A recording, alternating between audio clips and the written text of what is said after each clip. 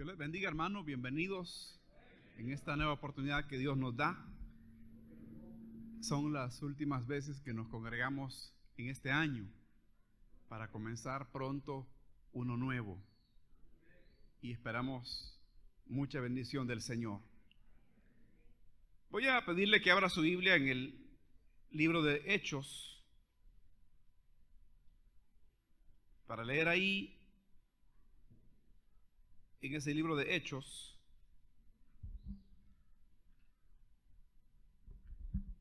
Hechos de los Apóstoles se llama el libro,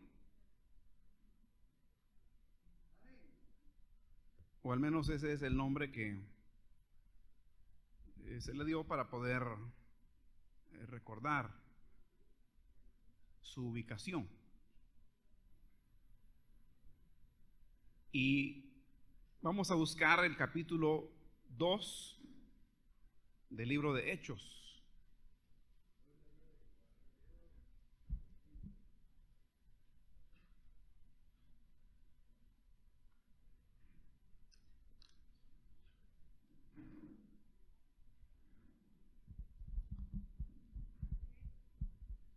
Ya lo encontraron los hermanos. Leemos entonces la palabra del Señor en el libro de Hechos de los Apóstoles, capítulo número 2 y versículo número 22, que dice de la forma siguiente: varones israelitas, oíd estas palabras. Jesús Nazareno, varón aprobado por Dios entre vosotros, con las maravillas, prodigios y señales que Dios hizo entre vosotros por medio de él, como vosotros mismos sabéis. A este, entregado por el determinado consejo y anticipado conocimiento de Dios, prendisteis y matasteis por manos de inicuos, crucificándole, al cual Dios levantó, sueltos los dolores de la muerte, por cuanto era imposible que fuese retenido por ella. Por cuanto era imposible que fuese retenido por ella.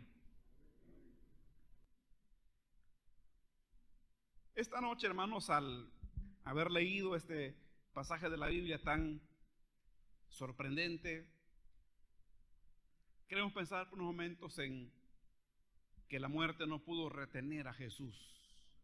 Así se llama el mensaje: la muerte no pudo retener a Jesús.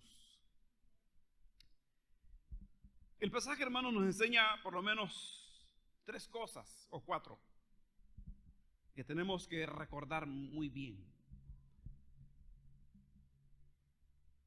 Si usted lee los versículos anteriores, va a encontrar desde el versículo 14 que este fue el primer discurso que el apóstol Pedro dio ante la multitud. Antes de esto, Pedro no había predicado nunca. Solo el Señor predicaba. Ellos estaban solo con él, acompañándolo.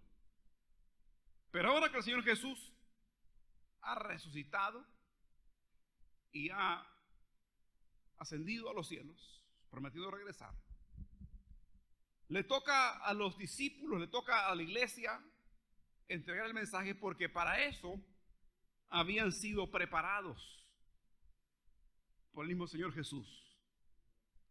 Bueno, pero una parte, hermano, de todo este discurso le hemos tomado aquí del versículo 22 en adelante. Allí estaban los israelitas viendo, hermanos, lo que estaba pasando con la iglesia, cómo el Espíritu Santo estaba llenando a las personas, y no entendían lo que estaba pasando. Y más que era una época en que habían llegado judíos de todas partes, habían venido a la tierra de Israel a celebrar una de las fiestas judías. Pero al no entender el derramamiento del Espíritu, Ellos, hermano, empezaron a tener sus propias ideas. Entonces Pedro comienza a explicarles. Lo cual pues ahora entonces no lo vamos a mencionar porque nos interesa del versículo 22 hasta el versículo 24. Y Pedro en ese discurso comienza, hermanos, a mencionar acerca de Jesús, que es el Salvador. A estas alturas, Jesús recién había sido crucificado y había sido sepultado y también había resucitado. Y eso fue notorio. Fue una noticia, hermanos, tremenda. Los discípulos lo contaban, lo mencionaban. Pero note cómo aquí comienza la aclaración. Aquí dice, hermanos, que Jesús es varón aprobado por Dios entre los hombres. O sea que el paso de Jesús por este mundo en sus días terrenales no fue cualquier cosa, sino que fue todo un acontecimiento. Jesús mismo no era cualquier persona, no es cualquier persona, sino que Él es el Hijo de Dios. Entonces, como había en Jerusalén muchas personas incrédulas y personas que no sabían lo que estaba ocurriendo, pero que le llamaba la atención lo que pasaba, así comienza Pedro a explicarlo acerca de Jesús, que Él es el Salvador y el que invocare su nombre será salvo. Pero luego dice aquí que Jesús fue varón aprobado por Dios entre los hombres. ¿Usted entiende lo que eso significa? Que una persona sea aprobada por alguien importante, que una persona sea reconocida, aceptada, recomendada por alguien importante. Hermano, eso es algo que es de mucho valor. Y en el caso de Jesús, Él es varón aprobado por Dios entre los hombres. Es decir, Dios lo dio a conocer como alguien que Él aprobaba al 100%. Dios, que es el juez de todos, le mostró a los hombres la aprobación que Él tenía acerca de Jesús. Usted dirá, ¿y eso por qué, hermano? Bueno, porque recuerde, los judíos de aquel entonces, las autoridades, rechazaron a Jesús. Pero Jesús gozó de la aprobación de Dios. Ahora, fíjese que hay una parte de la Biblia, cuando Jesús va a ser bautizado por Juan en el río Jordán, dice la Biblia que Dios dijo, vino una voz del cielo que dijo, este es mi Hijo amado en el cual tengo contentamiento. Juan entendió eso, porque Juan para eso había sido preparado por Dios, para preparar el camino del Señor. Y ahora le tenía frente a sí para ser bautizado, y aunque Juan no entendía por qué él venía para ser bautizado, incluso quería resistirse para bautizarlo, Jesús le dijo, no, así conviene que cumplamos toda justicia, sigamos. Y se oyó la voz del cielo que dijo, este es mi Hijo amado en quien tengo complacencia. Cuando Jesús realiza su ministerio público, comienza a hacer maravillas, señales, prodigios, milagros. Y aquí dice la Escritura claramente que, hermano, esas obras que Jesús hizo, o como Cristo mismo lo mencionó en otra ocasión, el Padre se las dio para que las hiciera. Esto, para entenderlo, hermano, hay que recordar que Jesús se hizo humano. Y presentándose como ser humano, fue necesario que Dios le diera esos milagros y señales. Jesús es Dios, está bien, Pero recuerde que también vino a ser humano. Y lo que ellos miraban era un ser humano. A fin de que le creyeran, Dios le da aquellas señales para que entendieran que Él era el enviado de Dios por excelencia. Porque, mire, profetas habían venido al mundo y predicaron y enseñaron. Y algunos profetas hicieron milagros que Dios les había dado. Pero nunca ninguno hizo tantos milagros como Jesucristo, el Hijo de Dios. Y le repito, Jesús lo aclaró. Las obras que el Padre me ha dado dan testimonio de mí. Y ocurrían, hermano, cosas sorprendentes. Mancos, que sus manos eran restauradas. Usted sabe, un manco es alguien que no tiene una mano. Ya sea porque la perdió en un accidente, o porque se la acordaron en la guerra o en una lucha.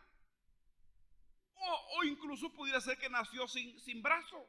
Porque hay gente que nacen así, que les falta una mano. Hace poco estaba yo viendo unos niños jóvenes científicos. Uno de ellos era una jovencita.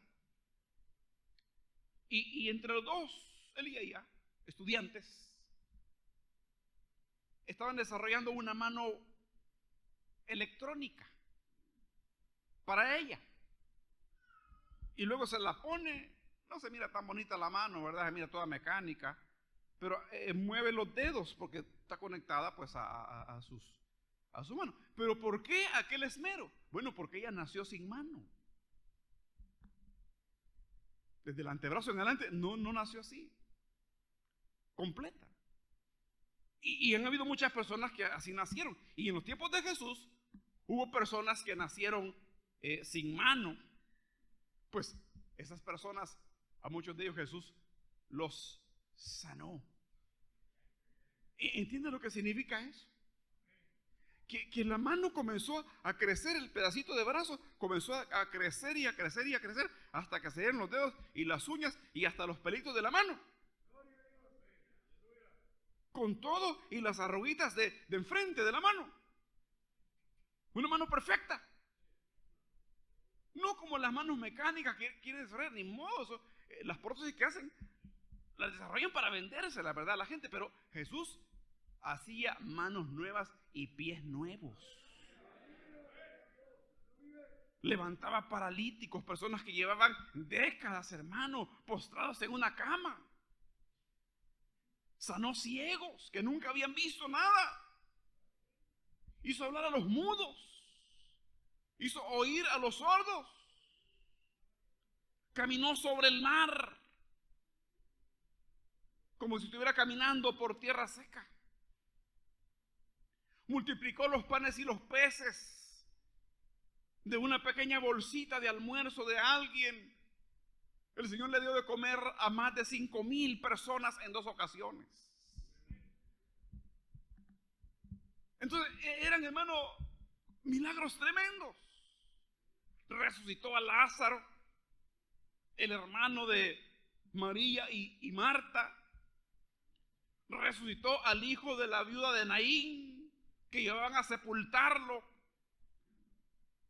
Levantó de la muerte a la hija de Jairo, una niña de 12 años. Todas aquellas cosas, hermano, fueron notorias, como aquí Pedro dice, como ustedes mismos saben. Es una forma de decir, ustedes saben que no miento porque ustedes saben que esas cosas han ocurrido. Y esas maravillas que Dios le dio que hiciera, hermano, son el sello de la aprobación de Dios. Porque esa era la idea, que conocieran al único Salvador. Por supuesto, la salvación es el don más valioso que Dios nos otorga, amén. El regalo que Dios nos otorga, el perdón, la salvación. Pero para llegar ahí, Dios prepara, hermanos, una manera de hacernos llegar esa enorme bendición, y la manera es por medio de la fe. Y para que la fe exista, Tiene que haber un motivo, una razón que le dé empuje, que le dé motor. Y esos son los hechos poderosos de Jesucristo. Está la palabra de Dios, que nos habla de Dios, y ahora vienen los milagros que respaldan esa palabra. Así que los milagros de Jesús son el sello de la aprobación de Dios. Y como le digo, que nadie diga, no, pero mire, los profetas también hicieron. Sí, hermano, pero aquellos hicieron un milagrito allá al tiempo, hermano. Y siempre era Dios quien lo hacía, ¿no? Amén. Pero en el caso de Cristo, mire, si es que la cuenta se perdió, hermano, de cuántos milagros hizo. Aquí tenemos unos cuantos. No sé cuántos milagros registrados, pero no son todos. Porque hubieron ocasiones en que sanó a toda la gente que llegó. Entonces Dios lo presenta al mundo como varón aprobado por Dios, para que crean en él. Este es mi hijo amado, a él oigan. Y lo presenta así. Su fama creció en toda aquella zona, en toda aquella tierra. Llegó a oídos de los poderosos que no dejaban sus casas lujosas para ir a verlo, pero llegaban los rumores, las noticias. Ahí anda uno que sana a los ciegos, ahí anda uno que levanta a los paralíticos, que levanta a los muertos, que hace señales poderosas. Y las hemos constatado, hemos visto. Y llegaban los rumores a oídos de los poderosos y de los que tenían reputación dentro de las autoridades judías, religiosas y los romanos. Hasta esas alturas podemos ver que Jesús es el personaje más maravilloso de toda la historia humana. Nadie puede compararse a él. Nadie da la talla. Él es único. Y quedó documentado las palabras que él dijo, quedó documentado sus milagros, algunos de ellos, como le cuento, ¿verdad? Los que están acá. Y el trabajo, hermano, de este mismo libro de Hechos es un trabajo periodístico. Igual que los 4 evangelios, un trabajo periodístico, pero respaldado por Dios, inspirado por Dios, movido por Dios. Amén. Fue Dios quien los motivó a escribirlo. Entonces, cuando pensamos en esto, hermano, que Jesús es el héroe más sorprendente, más maravilloso de toda la historia, es el hombre perfecto, el Hijo de Dios. Nosotros pensaríamos, si no conociéramos la Biblia, pensaríamos, todo el mundo lo va a querer. Todo el mundo va a creer en él. Porque mire Dios cómo le dio milagros para que los hiciera y que la gente le creyera. Y todo el mundo lo va a apreciar. Y van a querer conocerlo. Y van a querer oír lo que él dice. Y sin embargo, no fue así. No fue así porque el pasaje que leímos dice que ellos, dice aquí la escritura, los judíos lo prendieron y lo mataron por manos de los inicuos. Los inicuos a los que se refiere Pedro eran los romanos, los paganos romanos, inicuos, hombres de pecado, hombres pecaminosos que adoraban ídolos. Pues los judíos los usaron a ellos para matar a Jesús, porque eran tiempos en que los judíos tenían prohibido dar muerte a nadie, y los romanos dijeron, no, ustedes no pueden matar a nadie, solo nosotros, o sea, solo romanos, ¿verdad? Así que se lo llevan y convencen a Pilato que autorice su muerte y lo matan los soldados clavándolo en una cruz. Ustedes lo prendieron, lo apresaron y lo mataron por manos de inicuos. Los autores intelectuales de la muerte de Jesús fueron los judíos. Los autores materiales fueron los romanos, porque ellos lo crucificaron por la presión de las autoridades judías. Y si no, lea usted la Biblia. Pilato dijo, no, miren, yo no hallo en él nada digno de muerte. Yo ya lo interrogué, pues yo no encuentro ningún delito en este hombre. Yo lo que voy a hacer es azotarlo. Y luego lo voy a soltar porque yo no, según el derecho romano, él no encontraba causa digna de que Jesús muriera crucificado, que era lo que estaban pidiendo ellos. Y aquí viene la presión política, por eso usted, cuidado. Amén. La política es un fango de miseria. Si algunos políticos hacen algo por la gente, bien, ¿verdad? Pero recuerde eso, nosotros no tenemos que meter la mano al lodo cenagoso de la política. No tenemos que ensuciarnos las manos aunque nos critiquen y digan que tenemos miedo. No, no es que tengamos miedo, sino que mire cómo es la política. Lo presionan los judíos a Pilato. Si tú lo sueltas, le dijeron, tú no eres amigo del César. Eso es lo que vamos a decir todos. A Pilato le dio miedo que lo acusaran de eso, sus gobernados. Porque el puesto que él tenía era un buen puesto, era gobernador. Ahí topó, hizo el documento. Tomen, ahí están los soldados, vayan a crucificarlo. Así fue como ocurrió.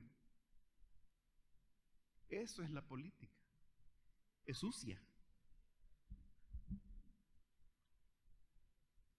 Y nunca será limpia. ¿Entienda eso? Nunca será limpia la política. Porque la política es un producto humano, con manufactura humana. Y todo lo que viene del humano va manchado.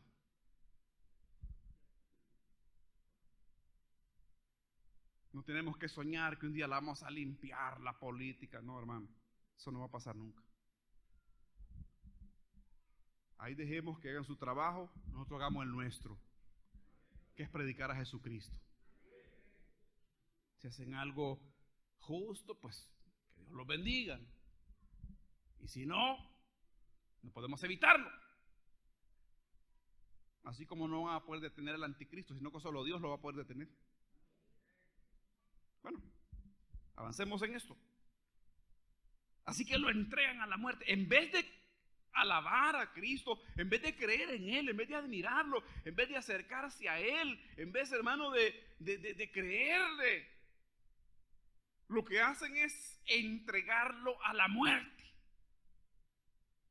Lo venían planeando de hace años, lo aborrecían.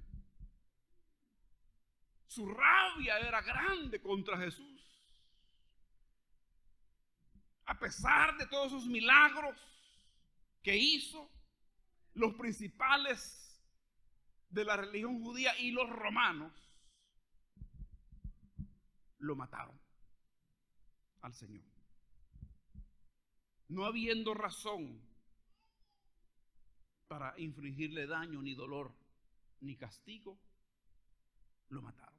Como estaba escrito en la ley, sin causa me aborrecieron, dice el profeta, hablando de Jesús.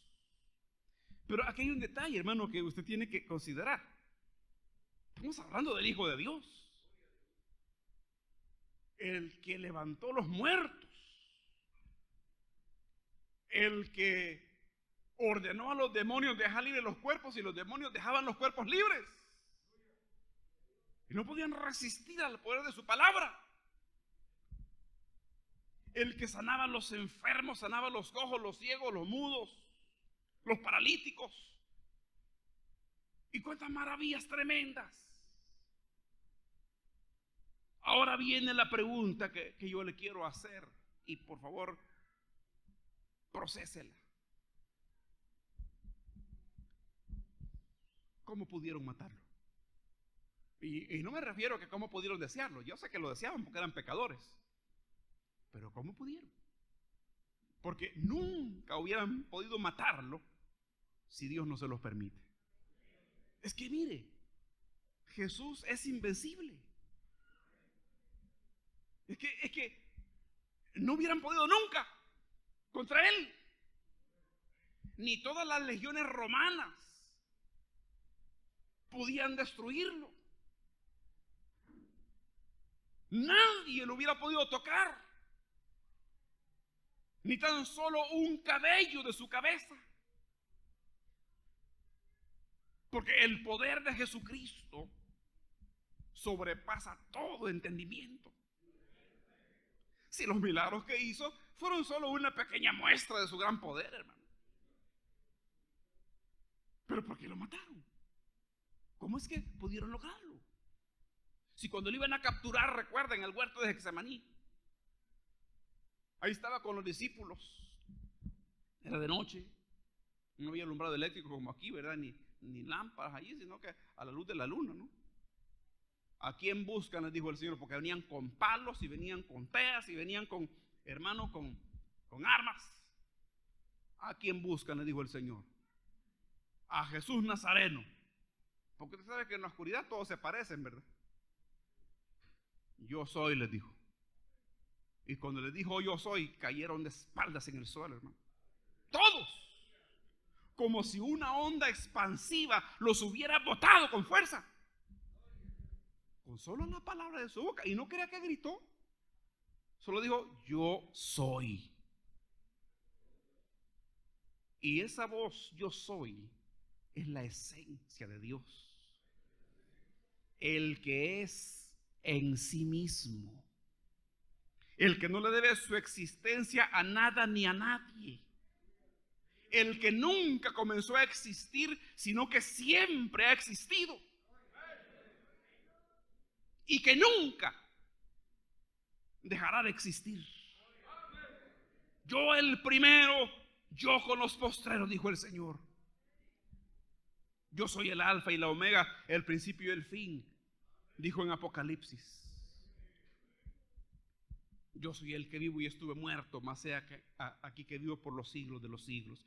Entonces, hermano, lo pudieron matar solo por una razón. Porque Dios se lo permitió. Si Dios no lo permite, no lo tocan, hermano, no lo tocan.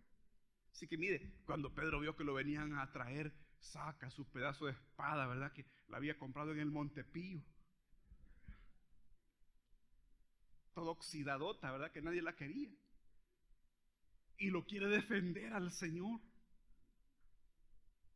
Y entonces, en aquel movimiento torpe, porque para usar una espada se necesita entrenamiento, habilidad que dura, hermano,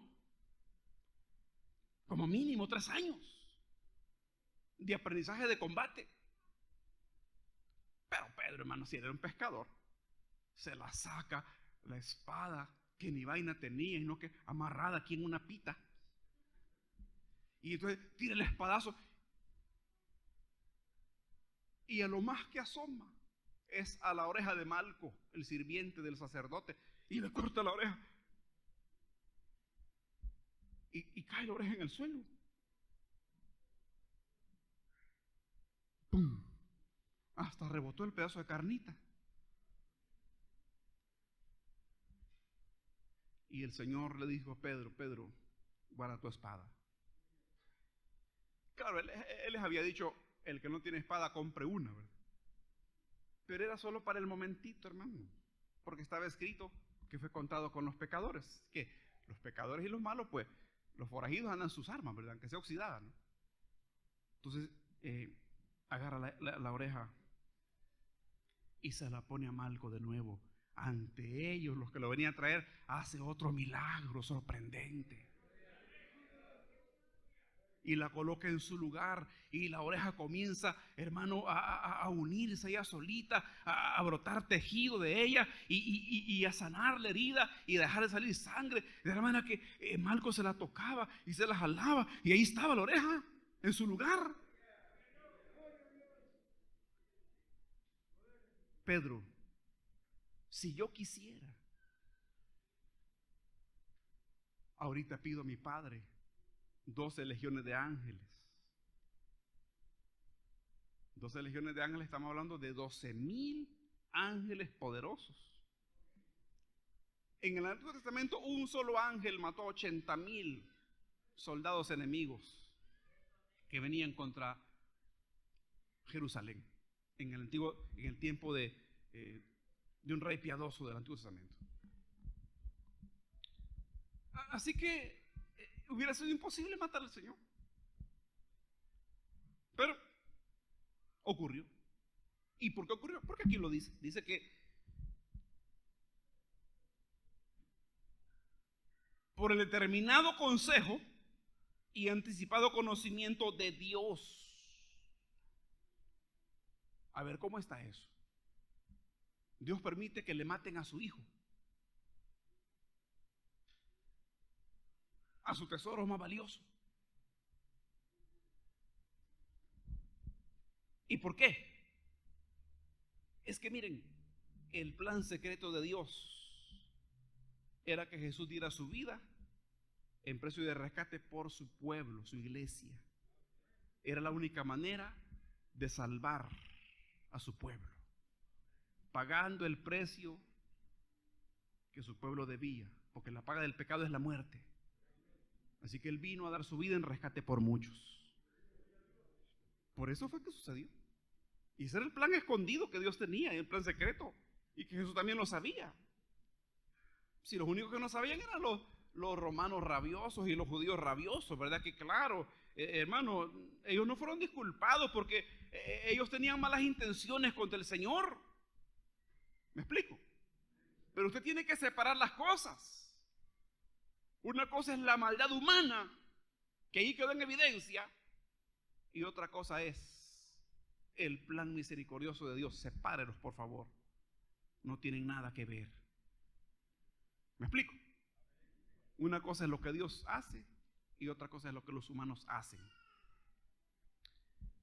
Ahora, lo matan al Señor, lo clavan en una cruz y muere allí, torturado, golpeado, clavado, muere en aquella cruz. Lo bajan de la cruz y un soldado incrusta su lanza en el costado de Jesús para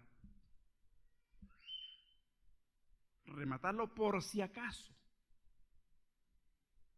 Le quedaba un poquito de vida, pero ya estaba muerto. Usted puede constatarlo en los evangelios. Y lo ponen en una tumba. Los discípulos se sienten tristes. No lo procesan, hermano, porque les han arrancado a su maestro, a su Señor, al que ellos habían visto hacer milagros tremendos y habían pasado momentos felices. Ahora ya no lo tenían al Señor. Y se les olvidan las palabras de Jesús, cuando Él les dijo que Él resucitaría al tercer día. Aquí es donde, hermano, recuerde cómo se llama el mensaje, ¿verdad? Que la muerte no pudo retener a Jesús. Y aquí en el texto nuestro que estamos leyendo dice, por cuanto, dice aquí, sueltos los dolores de la muerte, por cuanto era imposible que fuese retenido por ella. Voy a leer todo el pasaje 24, al cual Dios levantó sueltos los dolores de la muerte, por cuanto era imposible que fuese retenido por ella. Primero le dije que era imposible matarlo, pero Dios lo hizo posible, lo permite y lo matan. Ahora viene la segunda parte. ¿Por qué la muerte no pudo retener a Jesús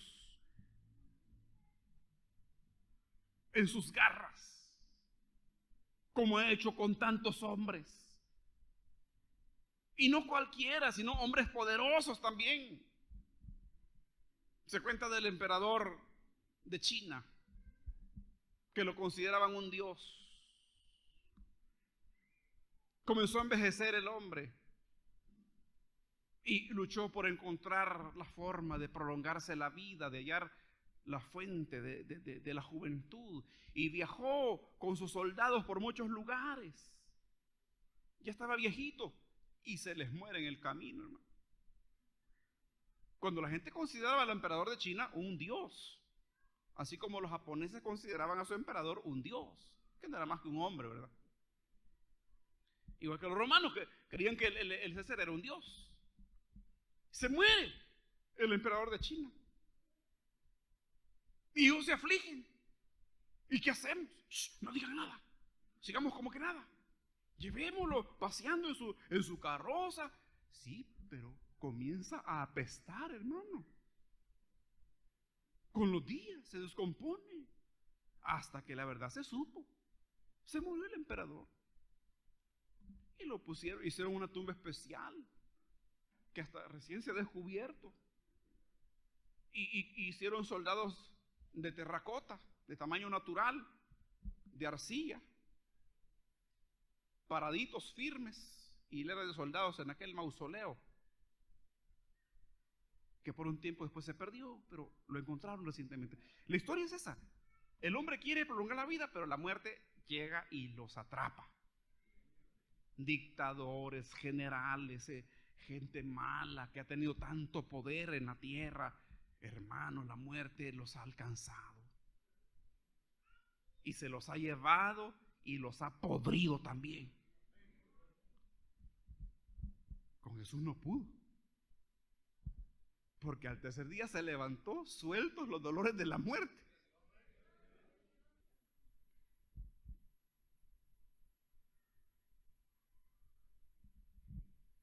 Mire qué frustración para los judíos, ¿verdad? Los enemigos. Porque los apóstoles estaban proclamando que Jesús había resucitado. ¿Y ellos cómo hacían allí, hermano? Si el cuerpo no estaba. Además, habiendo soldados romanos que lo habían visto levantarse de los muertos. Y los tuvieron que pagar dinero para que no dijeran nada. Pero finalmente la verdad se supo. ¿Por qué la muerte no pudo retener a Jesús? Si la muerte ha retenido en sus garras a todos los seres humanos. Nadie se le ha escapado, hermano. En la antigüedad se dice que duraban 800 años, 930 años que vivió Adán. Pero Adán tuvo un descendiente que vivió más de él. Matusalén vivió más que él. Y así vino degradándose la edad. Y no voy a andar creyendo las mentiras que andan diciendo, no, es que no eran años de verdad, sino que eran años de... No, eran años. Porque el año se cuenta con las estaciones que suceden en todo el año, así que años judíos o años de que sea, ¿qué importa, hermano? Se miden así, con las estaciones. Primavera, invierno, verano, otoño, así se miden los años. Y pues bajando. Pero aún aquellos que vivían bastante, llegaba la muerte, hermano. Y aquí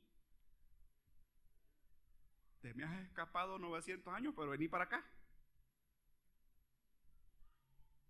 Y Jesús muere en una cruz. Otro más que la muerte alcanzó, pensaban ellos. Pero la muerte tuvo que soltarlo, no pudo retenerlo. Era imposible que fuese retenido por ella. Era un lazo poderoso, pero con Jesús no pudo. ¿Por qué? Bueno, primero porque el plan secreto de Dios era que Jesús muriera, pero también incluía su resurrección. Y usted bien sabe que los planes de Dios nadie los puede frustrar, hermano. Nadie. Él todo lo que quiso ha hecho. Nadie puede frustrar sus planes. Yo no sé por qué la iglesia de hoy está algo loca, ¿verdad? Poniendo su esperanza en movimientos humanos, metiendo su cuchara en tonteras, cuando en realidad lo que Dios quiera va a ser así y lo que no quiera no va a ser. Y aún cosas que no entendemos van a ser. Aunque no las entendamos ahorita, pero van a ser. Pero la otra razón es porque la muerte no pudo con Jesús, porque Jesucristo es Dios. Cuando la muerte se abalanzó sobre Cristo, voy voy a hablar como que si la muerte fuera un personaje, aunque no es un personaje, ¿verdad? Pero a manera de explicación, y como los escritores bíblicos lo hicieron, a veces le dan personaje, ¿no? Pero sabemos que es un estado. Pero cuando Jesús muere, todos pensarían, vaya, él decía que era Dios, pero miren, se murió también. Pero no pudo, porque Jesús de verdad es Dios. Y Jesús ya lo había dicho, nadie me quita mi vida, sino que yo la pongo de mí mismo. Y tengo poder para ponerla y tengo poder para volverla a tomar. Así que no pudo la muerte, hermano, no pudo. Es el único con el que no ha podido. De ahí se sigue tragando a todos los demás. Pero tampoco pudo retener a Cristo, porque Jesucristo es la resurrección y la vida. Jesús no solamente resucita a los muertos, sino que Él es la resurrección. Él es el autor de la vida. Él es la vida misma. Es parte de su esencia. Yo soy el camino, la verdad y la vida. La vida existe porque existe Cristo. Así que por eso no pudo la muerte. ¿Cómo iba a poder? 3 días nomás fue el plazo que se le puso. El plazo que Jesús le puso a la muerte. 3 días. De ahí no pasa. Al tercer día, sueltos los dolores de la muerte, Dios lo levantó. Porque era imposible que la muerte pudiera retenerlo. Vamos a terminar ya. Y lo último que tenemos que decir, hermano, es que la muerte tampoco podrá retener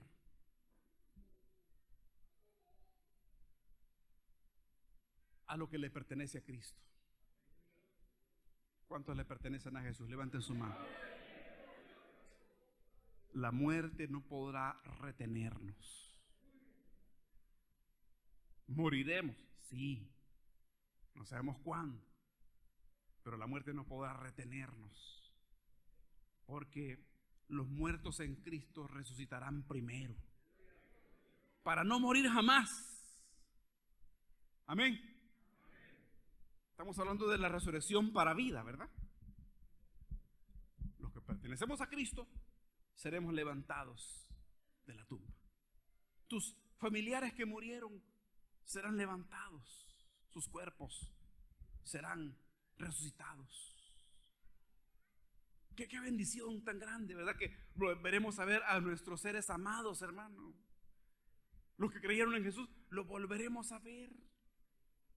Entonces, la muerte para los cristianos es un hasta luego. Nos vemos después. Sus almas están con Dios. Sus cuerpos están en el cementerio.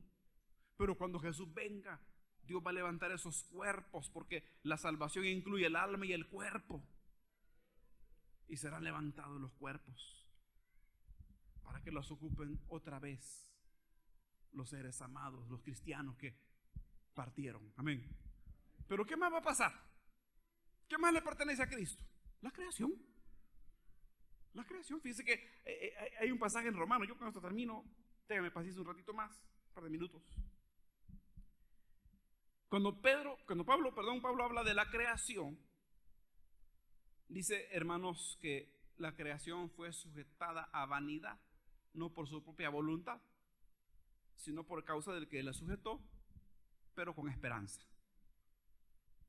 Y la versión Dios habla hoy dice, la creación perdió toda su razón de ser, pero le quedaba una esperanza.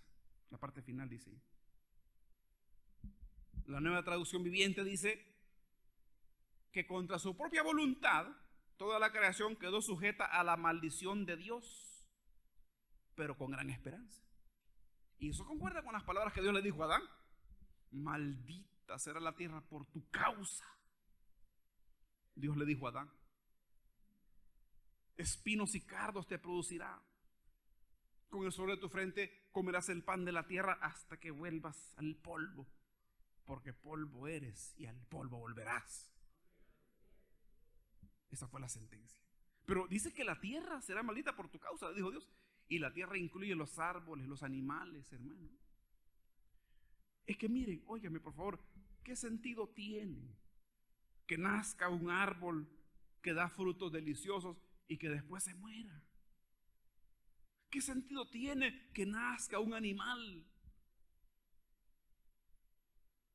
Hermano, toda la creación es hermosa. Los animales, los árboles. ¿Qué sentido tiene? Que nazcan y luego se mueran. Quedaron sujetos a maldición por culpa del hombre, por el pecado humano. Pero, como todo eso le pertenece a Cristo, la muerte no podrá retenerlos. Aquí dice Pedro en esta carta que la creación misma será liberada de la esclavitud de corrupción a la libertad gloriosa de los hijos de Dios. Un día los animales ya no morirán, ni los árboles. Nosotros no adoramos árboles, no vayan a creer, ¿verdad?, que vamos a andar rezando. No. Nos gustan porque dan buenos frutos, ¿verdad?, buena sombra, ¿no? Que dan flores hermosas y se ven bonito todo, ¿verdad? Eso nos gusta. Son creación de Dios. Pero luego se mueren todos marchitos, ¿verdad? Pero un día no va a pasar eso. Toda la hermosura que Dios creó va a existir de manera permanente o perenne, si quiere esa palabra usted. Porque todo lo que le pertenece a Cristo, la muerte no podrá retenerlo. No nos podrá retener a nosotros. Si yo me muero antes que ustedes, me fui para volverlos a ver después. Amén. Así es como tenemos que mirar esto. A los hermanos que han partido, yo sé que los voy a volver a ver. Solo es un hasta pronto. Pero gracias a Cristo, ¿verdad?, que Él venció a la muerte. Él conquistó la liberación, Él conquistó la victoria, y esa victoria nos favorece a nosotros, hermano. Por eso, amado hermano y hermana, quédate con Cristo. No te alejes, quédate con Él, te conviene. Con Él lo tienes todo. Con Él tú ganas. Quedémonos con Cristo, seámosle fieles y sigamos adelante. No importa lo que digan, lo que nos importa es quién es Cristo y lo que logró. Vamos a orar. Padre Celestial, gracias esta noche por esa obra tan poderosa, tan gloriosa que tú has hecho, Dios mío. Gracias por Cristo Jesús, nuestro gran Salvador. Por eso es que confiamos en ti, porque tú eres Dios real, verdadero. Y por eso te damos, Dios mío, toda nuestra confianza. Solo a ti, Señor. Gracias por Jesús. Te adoramos, te exaltamos, te bendecimos. Te rogamos que muchas personas más puedan creer en Jesucristo y ser salvos también y ser parte de tu pueblo, tu iglesia. Por Jesús, muchas gracias, Dios mío. En tu mano nos encomendamos. Llévanos siempre con tu paz y con tu bendición. Amén. Gloria al Señor. Bendito Dios.